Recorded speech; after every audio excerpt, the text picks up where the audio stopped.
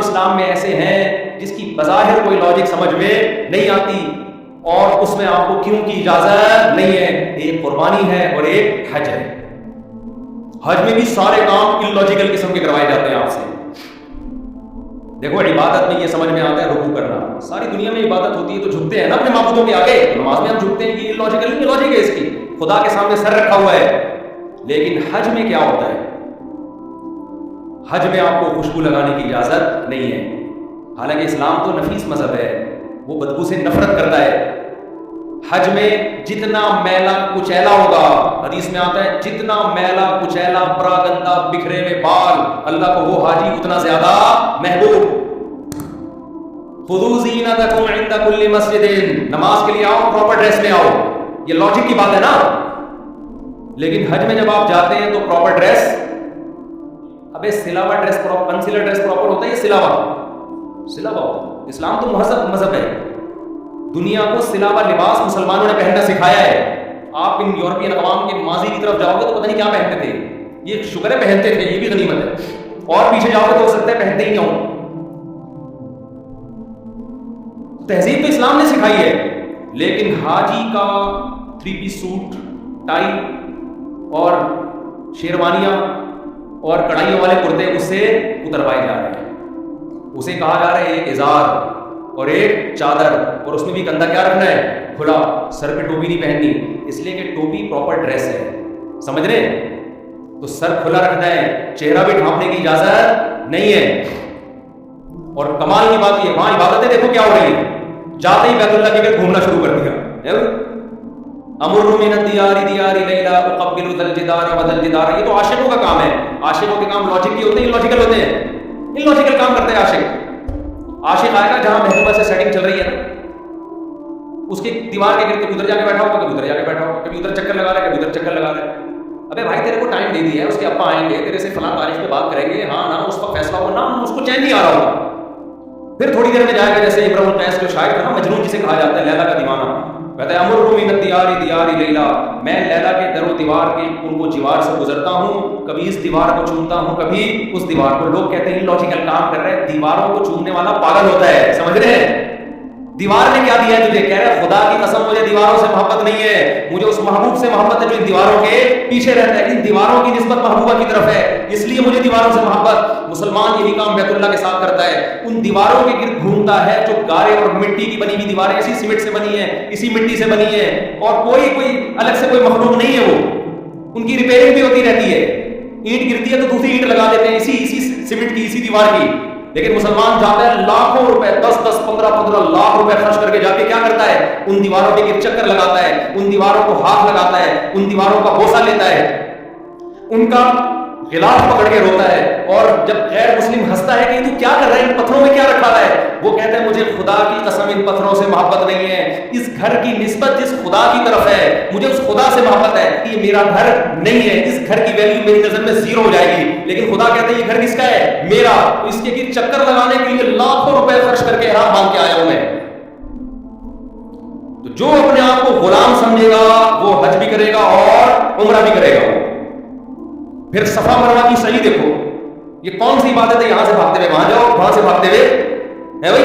کوئی لاجک بنتی ہے اس کی؟ یار نہیں آ رہا سمجھ میں، نہیں آ رہا. کوئی لاجک بنتی ہے؟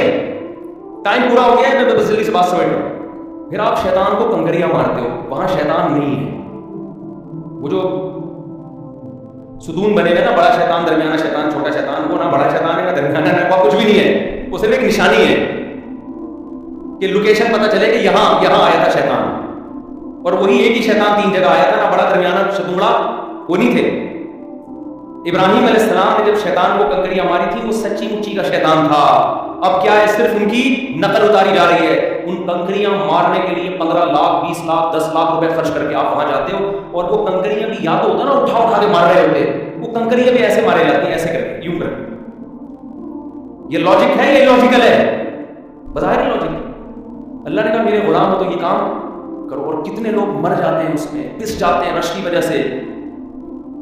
اور کمال در کمال یہ کہ جب سارے ارکان سے آپ فارغ ہو گئے، لاکھوں روپے خرچ کیے، عرفہ کا وقوف بھی ہو گیا، سب فارغ ہونے کے بعد اللہ کی طرف سے آپ کو پروٹوکول کیا ملتا ہے؟ پرنٹ کرا دو اپنی بھابھی. اے اللہ ہونا تو یہ چاہیے کہ اب یہاں کوئی ٹرانسپلانٹیشن کا ڈاکٹر بیٹھا ہوا ہو جو میرے گر گئے بال وہ بھی واپس ہو رہے ہیں.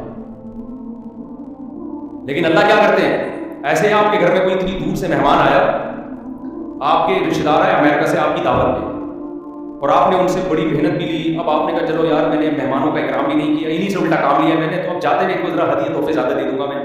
تو اللہ ہدیہ تحفے کیا دے رہا ہے، واپسی میں کیا کرنا ہے، ٹرین کرا کے. پرسنالٹی کی ایسی کی بولو تیسی. جو اونچے کالر والے لوگ ہیں نا ان کو حج سمجھ میں نہیں آئے، لیکن جو دیوانے ہیں جو کہتے ہیں ہمیں کس نے بنایا، اللہ نے، ہم غلام کس کے ہیں، اللہ کے، ان کے لیے حج سے زیادہ لذیذ عبادت کوئی بھی نہیں. کہتے ہیں لاجک کے کام تو بہت کر لیے ہم نے، اب خدا کو خوش کرنے کے لیے دیوانگی کا اظہار کریں گے، دیوانہ پن دکھائیں گے. تو بقرعید بھی ایسے ہی ہے میرے بھائی، جانور لاؤ اور کاٹ کے ذبح کرو. غیر مسلم تڑپتا ہے یار اتنا مہنگا جانور. میں اس دن منڈی گیا نا، 20-25 لاکھ کا جانور کھڑا ہوا ہے. مالداروں کے لیے 20-25 لاکھ ایسے جیسے 2 پان گٹکے کے پیسے ہوتے ہیں خرید کے. وہ لوگ بتا رہے تھے، مالدار لوگ آتے ہیں، ہاں بھائی کتنے کا جی یہ سر 50 لاکھ، جو منہ سے نکل گئے 50 لاکھ لا کے کرنا کیا انہوں نے، کاٹ دیں. اب یہ مہنگا جانور خریدنا چاہیے نہیں چاہیے ایک الگ ٹاپک ہے، میں بھی اس پہ بحث نہیں کروں گا، لیکن رزلٹ کیا نکل رہا ہے، کاٹ دیں اس کو. غیر مسلم چیخ اٹھتا ہے یار اتنے کروڑوں کے پیسے ضائع ہو رہے ہیں. وہ بھائی تیرے تو نہیں ہو رہے نا، کس کے ضائع ہو رہے ہیں، ہمارے ہو رہے ہیں نا، ہمارے ضائع ہو رہے ہیں. ہمیں پتہ ہے ضائع نہیں ہو رہے. لوگ پوچھتے ہیں کہ اس کی لاجک کیا ہے قربانی کی. ہمارے نبی نے بتا دیا کیا لاجک ہے. فرمایا سنت ابیکم ابراہیم، تمہارے باپ ابراہیم کی سنت. ابراہیم نے کس کو ذبح کرنے کے لیے لٹایا تھا، بیٹے کو. اس کی کوئی لاجک بنتی تھی؟ تو کہا جب اس کی لاجک نہیں بنتی، ابراہیم نے تو اللہ سے دیکھا، اللہ بیٹے نے کیا کیا جو میں اس کو کاٹ دوں. اللہ کے علاوہ کوئی اور کہتا تو 20 سوالات پوچھے جا سکتے تھے. اللہ کے علاوہ میرے ابا بھی مجھے کہتے ہیں نا بیٹا گائے لا کے کاٹو، میں ابا سے پوچھتا ابا کیوں کاٹوں، بڑا گوشت سے ڈاکٹر نے منع کیا ہے آپ کو، فلاں نے منع کیا ہے، کیوں بھائی بکرا کاٹ لیتے ہیں، بڑی سبزی کھا لیتے ہیں. کوئی بھی جب آپ کو آرڈر دیتا ہے آپ کو کیوں کی اجازت ہے، لیکن جب اللہ نے آرڈر دیا تو مسلمان کی ڈکشنری میں کیوں کا لفظ نہیں ہے. عقل مند لوگ اللہ کے آرڈر کو پورا کرتے ہیں. اور نبی نے فرمایا بقرعید کے دنوں میں، ایام نحر میں، اللہ کو جانور کا خون بہانے سے زیادہ کوئی چیز محبوب نہیں ہے. اس لیے میرے بھائی دل کی خوشی کے ساتھ قربانی کرو، دل کی خوشی کی. اور آخری بات بالکل لاسٹ، کہ قربانی کا گوشت بھی کھایا کرو، تکبر نہ کرو اس میں. آج مالدار لوگ کہتے ہیں تو پورا سال گوشت کھاتے ہیں، ہمیں کیا ضرورت ہے، پورا صدقہ کر دیتے ہیں. یہ تکبر ہے، کبر ہے. بقرعید کے دنوں میں روزہ حرام کیوں ہے؟ تاکہ آپ گوشت سے اجتناب نہ کریں. جب یہ اللہ کی طرف سے ضیافت ہے تو آپ کو اگر کوئی دعوت پہ بلائے، دال چاول بھی رکھے، آپ یہ کہہ کے اوائڈ نہیں کر سکتے کہ ہم امیر لوگ ہیں، ہم ہمیشہ پیزے کھانے والے لوگ ہیں، آج ہم دال چاول نہیں کھائیں گے. اس میں آپ دعوت دینے والے کی انسلٹ کر رہے ہیں کہ نہیں کر رہے؟ آپ اس کی خوشی کے لیے 2 نوالے کھائیں گے. آج بہت سے لوگوں کو دیکھ کے افسوس ہوتا ہے، بقرعید والے دن گھر میں چکن بن رہا ہوتا ہے. 2-4 سال پہلے مجھے کسی نے بلایا کہ نکاح پڑھانا تھا بقرعید کے دن. میں گیا ہوں نکاح پڑھایا تو وہ مرغی کی بریانی لا کے بول رہے. میں نے کہا یار مسلمان یہاں تک گر جائے گا بقرعید کی شام کو، چلو دن میں ہوتا ہم کہتے ہیں یہ انتظام نہیں، مسلمان یہاں تک خراب ہو جائے گا کہ بقرعید والے دن آپ کدو پکا کے کھا رہے ہو، مرغی کھا رہے ہو. یہ تو اللہ کی ضیافت سے کیا ہے، سیدھا سیدھا اعراض ہے.